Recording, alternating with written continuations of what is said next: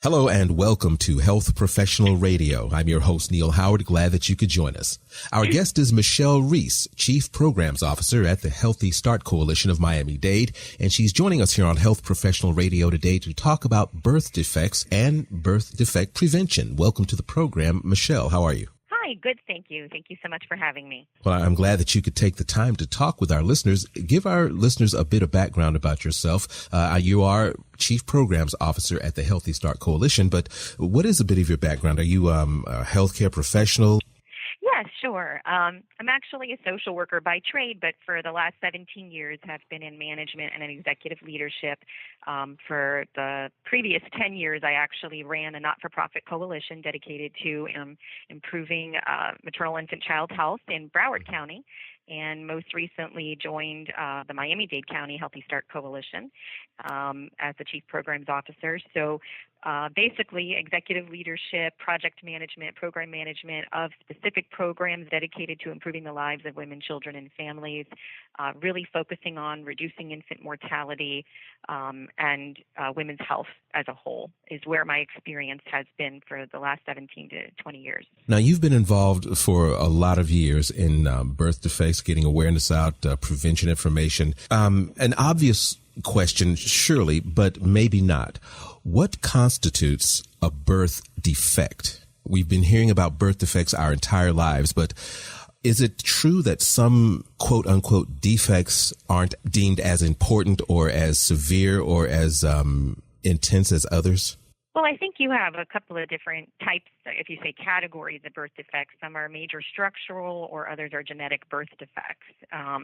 Locally here in Miami-Dade County, we have about 1 in 22 infants, because right now we have 32,000 live births happening in Miami-Dade County alone. Ironically, 1 in 22 are actually born with some type of birth defect. And right now, birth defects as a whole are the leading cause of infant death in Florida. And the United States actually spends billions on hospitalization costs for those birth defects. The thing with birth defects is it's caused by an array of things. So you have things that very specifically contribute to a birth defect occurring in a woman's pregnancy. And then you have those things that we would probably deem risk factors. So those things that directly contribute to birth defects or cause birth defects, some of them are unfortunately no fault of the mothers. They can be caused by genetic problems, perhaps with chromosomes. There may be additional environmental factors, and in that case, those things that we would call are preventable. A mother who potentially is using alcohol or substance use during pregnancy. I think one of the major contributors to birth defects is not having enough folic acid. We hear a lot about folic acid, especially when a mom goes to her obstetrician, and that's the first thing they're going to say is to take your prenatal vitamins, make sure you're getting enough folic acid. And folic acid is basically, in layman's terms, the vitamin of the B complex. So it's found in a lot of our green leafy vegetables, but it's really important that the pregnant woman takes those during pregnancy. But one of the things that constitutes, I think, that to this situation as a whole is more than half of pregnancies are unplanned. And so the problem is a mother comes into pregnancy. If more than half of them are unplanned, then what that means is that you have mothers that are unhealthy coming into pregnancy.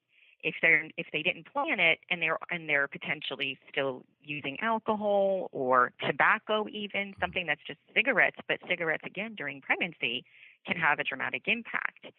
So that's a big factor in terms of what is constituting the problem of birth defects is women who are not having who are not seeking and planning to have a healthy pregnancy, and they're not on an ongoing basis getting primary care. And so when we talk about I think globally, we know that right now maternal health is impacting poor birth outcomes. And a lot of moms who are having poor outcomes, it is associated with chronic conditions, diabetes, you have heart hypertension, those types of things that are happening in a mom's, primary health care that are not getting addressed before they get pregnant. So that that is a big factor in terms of what's causing.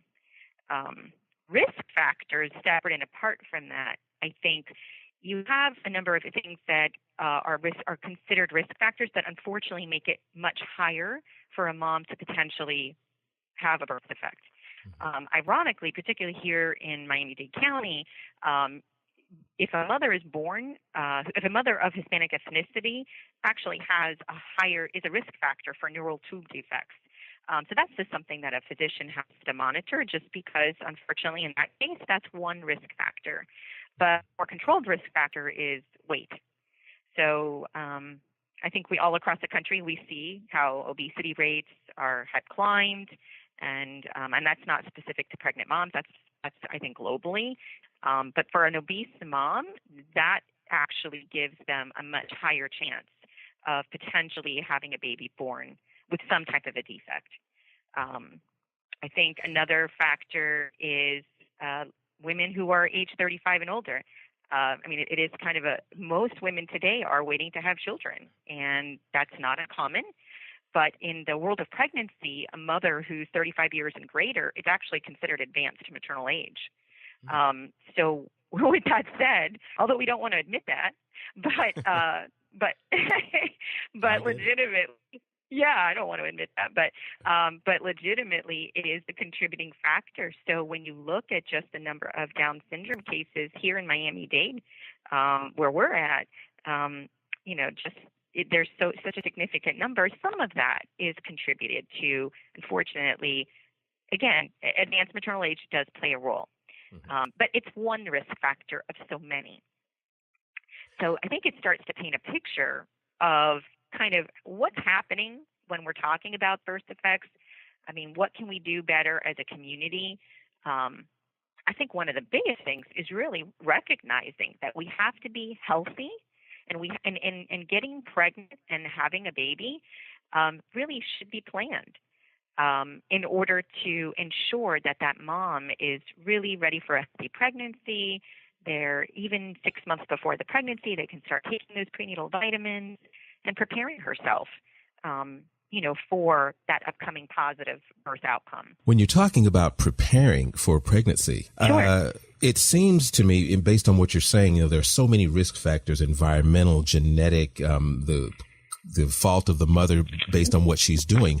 If you're going to plan a pregnancy, maybe that planning should start in elementary school. We've talked about condoms, we've talked about STDs our entire lives, but as you said in the outset of our conversation, more than half of pregnancies are unplanned.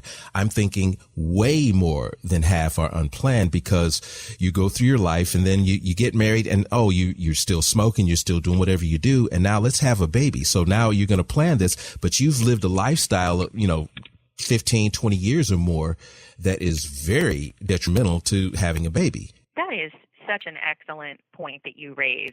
Something that in the world of maternal infant child health we refer to as the life course perspective, and that is somewhat of a cumulative amount of life course experiences, your life experiences from conception into adulthood that play a role in terms of your potential poor pregnancy outcome. Social determinants of health that you're talking about. Excuse me. For example, someone, not having access to healthcare, someone not having access to transportation. How does food insecurity potentially impact a poor birth outcome? How does potentially some of these, low socioeconomic class? Unfortunately, race is a risk factor as well. So when you start talking about what you said it's spot on. In fact, that is what we would refer to as preconception care, is the education that should be happening from the time we begin at youth. And in order to have beyond a positive birth outcome, to have a positive life outcome, the education does have to start as early as you described. What's very interesting is so for so many years, we continue to see all of these elevated rates of all these potential maternal health factors and chronic health conditions contributing to our overall infant mortality rate.